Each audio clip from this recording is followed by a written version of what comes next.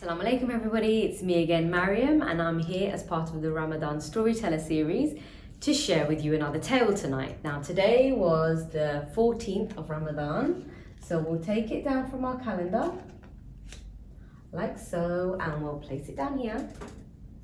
And tonight I'm going to share with you Night of the Moon by Hena Khan. Night of the Moon. It was bedtime and Yasmin waited for her mum to read her a story, as she did every night. But this night was different. Mum came into her room and pulled back the curtains that hung over the window. "Come and take a look at the moon," she said. "What's so special about the moon?" Yasmin wondered. "See for yourself," Mum said. "That tiny little line?" Yasmin asked as she squinted into the darkness. "I can hardly see it." "A new month?" Yasmin asked. "But it's only the 17th. "It's a new month in the Islamic calendar, which is based on the moon," Mum explained. "Long ago, people used the shape of the moon to keep track of the days.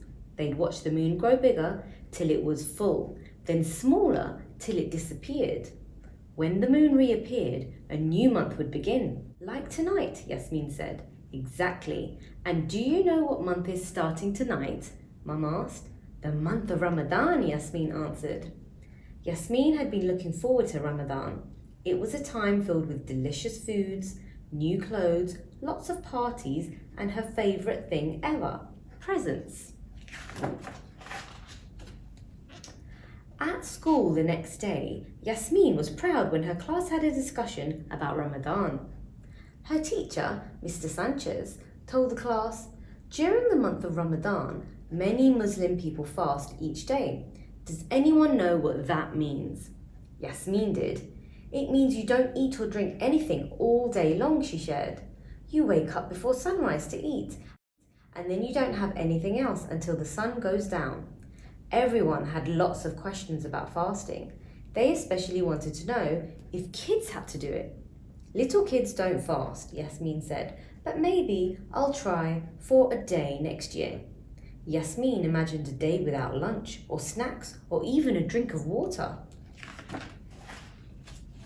That afternoon, while Yasmin and her little brother Bilal had snacks at home, Yasmin asked her mum if fasting was hard.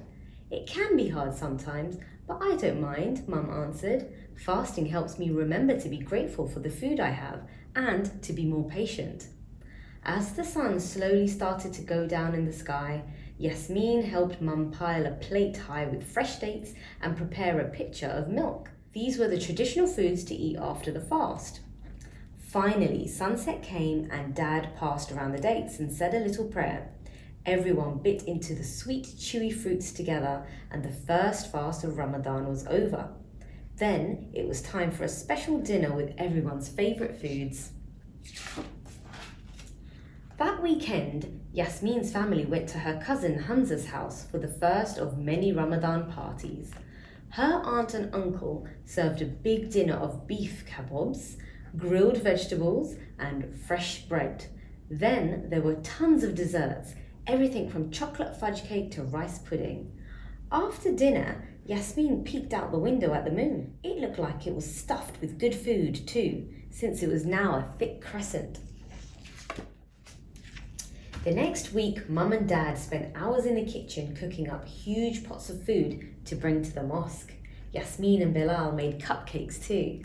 "Ramadan is a time for sharing," Dad explained. "Not everyone has as much to eat as we do." The mosque was filled with people that weekend, and soon all of the cupcakes were gone.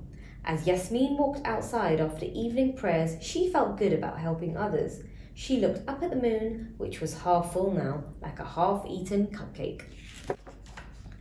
The days of Ramadan quickly flew by. Every night, Yasmin looked for the moon. One night, when Grandma was visiting, she and Yasmin went for a walk after dinner. Together, they saw that the moon was a brilliant circle. "It's so pretty," said Yasmin, wishing she could see it closer. "Subhanallah," said Grandma. That was what Grandma said whenever she saw something wonderful. It was her way of being thankful for beautiful things. The full moon meant that Ramadan was already half over. Yasmin couldn't believe it. The next weekend, it was time for Yasmin's family to have a Ramadan party. Lots of friends and family came over in the evening for a big backyard barbecue. Dad set up a trampoline in the yard, and Yasmin, Bilal, and Hamza took turns leaping towards the stars, pretending they were on the moon. Meanwhile, a real half moon shone in the sky. Over the next week, Yasmin watched as the moon slowly changed to a crescent and then to a thin line. The month of Ramadan was coming to an end. Finally, one night the sky was moonless. As hard as she looked into the blackness outside her window, Yasmin couldn't find the moon at all. "There's no more moon," Yasmin announced to her family. Yasmin couldn't wait for tomorrow, when the moon's first crescent would appear for a very special night. The night of the moon. The night of the moon meant that Ramadan was over and the following day would be the holiday of Eid. When the sun set the next evening, Yasmin's family went to the community centre for a night of the moon celebration. Decorated with lights and shiny balloons, the place looked magical. There were lots of stalls where people sold clothes, jewellery, toys, snacks and gifts from different countries. Yasmin bought some green metal bangles from India that jingled on her wrist. Bilal got a red hat with a big tassel that came from Turkey. And Mum picked out new clothes for the family to wear on Eid, including a pretty green dress for Yasmin. Later that night, Yasmin had her hands painted with henna paste in a beautiful pattern with moons and stars. The paste left a dark orange dye on her palms that would last for about a week and then fade away. Yasmin was excited to show her friends at school.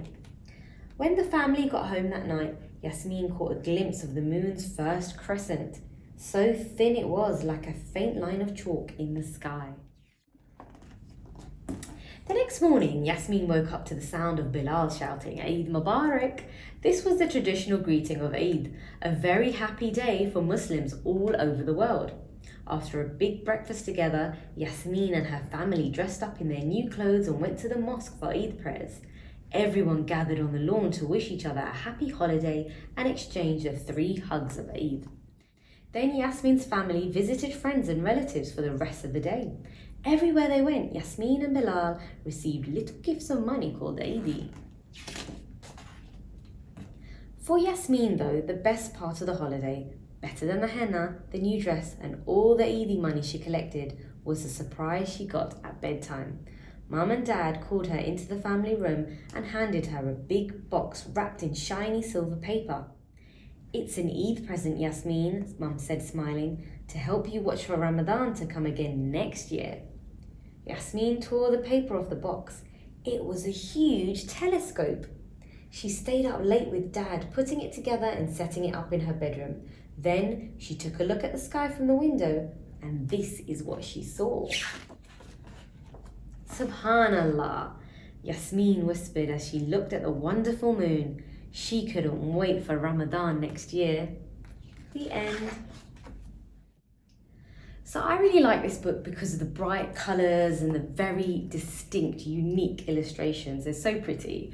I love how excited this little girl is about Ramadan and Eid and spending it with her family watching the moon.